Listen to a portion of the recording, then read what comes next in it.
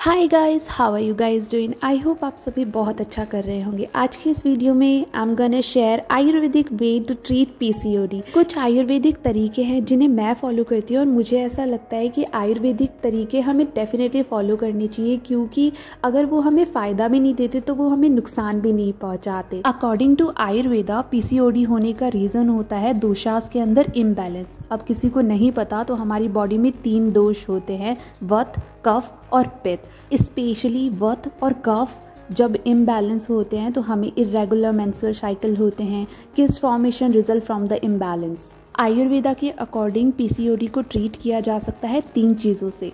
First body, second mind, third spirit. जब ये तीनों चीज़ें हेल्दी होंगी तो हमारा हार्मोन का इनबैलेंस अपने आप सही हो जाएगा। और इनको हेल्दी रखने के लिए आपको कुछ चीज़ें फॉलो करनी पड़ेंगी, जैसे कि मेंटेनिंग अ हेल्दी लाइफस्टाइल। अपनी लाइफस्टाइल को चेंज करना पड़ेगा, जो कि ज़रूरी है पीसीओडी को सही करने के लिए। अकॉर्डिंग टू आयुर्वेदा हमारी दिनचर्या होनी चाहिए। दिनचर्या मीन्स रेगुलर डेली शेड्यूल। तो आपको अपना रूटीन बनाना है जिसके अंदर restful sleep, physical activity and stress relieving practicing like yoga और मेडिटेशन। आयुर्वेदा के अंदर पीसीओडी को सही करने के लिए कुछ योगा पोजेस बताए गए, जैसे कि सुप्त बदह कोण आसना, भुजंग आसना और कुछ प्राणायाम टेक्निक्स। पीसीओडी में बहुत ज़्यादा स्ट्रेस होती है और स्ट्रेस के कारण हार्मोन जो होते हैं वो इनबैलेंस होते हैं।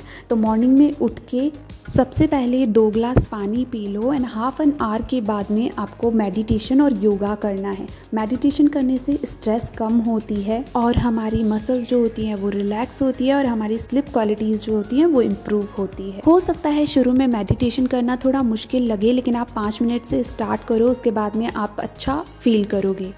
उसके बाद में आता है डाइटरी मॉडिफिकेशन। बेसिकली ये क्या होता है कि आपको अपनी डाइट के अंदर सेम फूड को नहीं रखना है। फॉर एग्जांपल अगर आप 7 दिनों तक दलिया खा रहे हो तो ये नहीं होना चाहिए। आपको अपने फूड के अंदर काफ़ी सारी वैरायटी ऐड करनी है एंड उसकी क्वांटिटी भी फिक्स करनी है कि आपको कितना खाना है और कितना नहीं।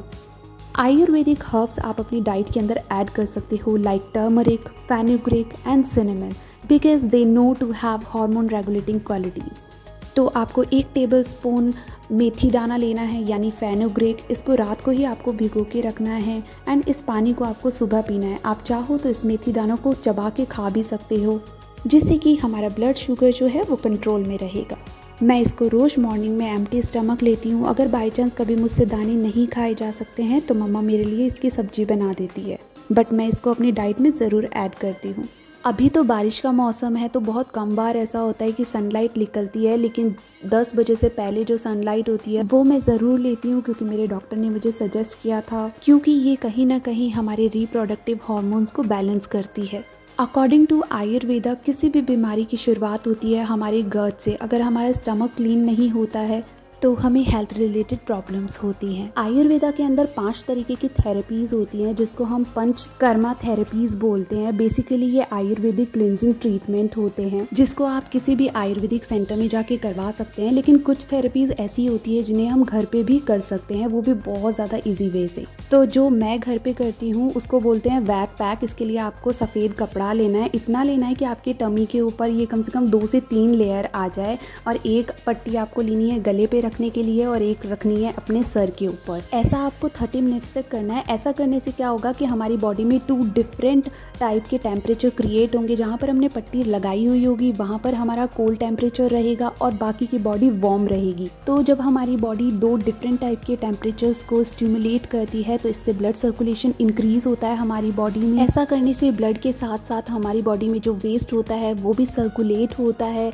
और हमारी बॉडी से टॉक्सिन्स जो है वो रिमूव होते हैं। अगर ब्लूटिंग है, एसिडिटी है, कॉन्स्टिपेशन है तो ये उसमें हेल्प करता है।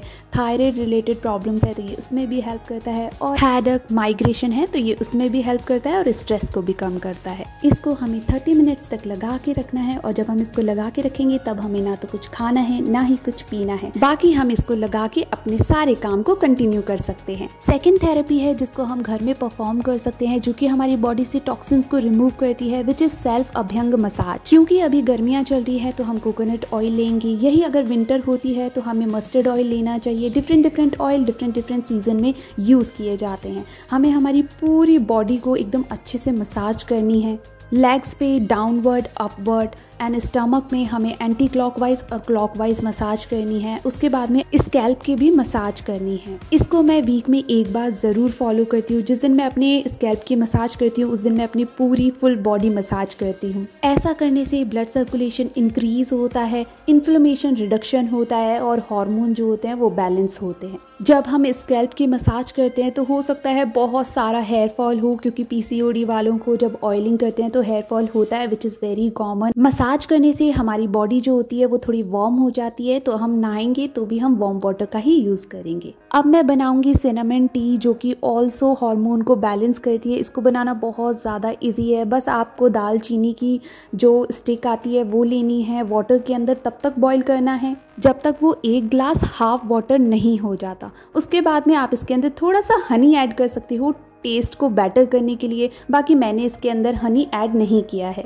आयुर्वेदा के अकॉर्डिंग हमें लेट नाइट डिनर नहीं करना चाहिए, क्योंकि वो हमारे वात दोष को इंक्रीज करती है और डाइजेशन को डिस्टर्ब करती है। इसीलिए हमें हमेशा सूर्य उदय से पहले ही अपना फूड इंटेक कर लेना चाहिए। फूड में हमें हमेशा living food, wholesome, plant based और वाटर रिच फूड ही लेनी चाहिए। मैं यहाँ पर प्रिपेयर कर रही हूँ चना चाट, जिसको मैंने बॉईल किया है। इसको मैंने कुछ भी तड़का वड़का नहीं लगाया है। मैंने जस्ट इसके अंदर कच्ची वेजिटेबल्स को ऐड किया है। जो भी आपके घर में वेजिटेबल्स हैं आप इसको इसके अंदर ऐड कर लो।